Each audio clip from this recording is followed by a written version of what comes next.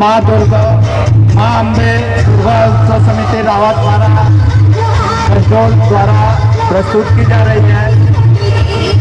बहुत ही शानदार प्रस्तुति।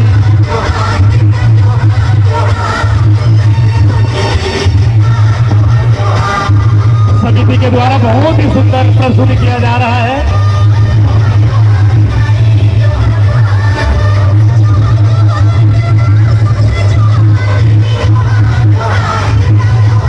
दुर्गा उत्सव समिति बलार और कसडोल के द्वारा बहुत ही शानदार प्रस्तुति।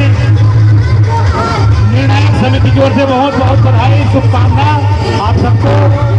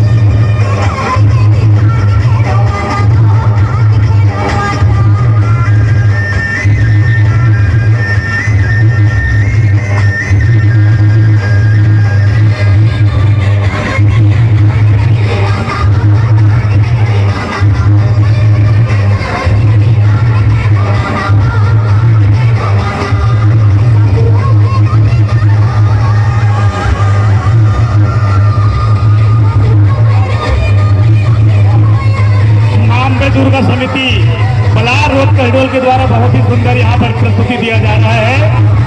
हम निर्णायक समिति की ओर से बहुत बहुत आप लोग को शुभकामनाएं है, बधाई है।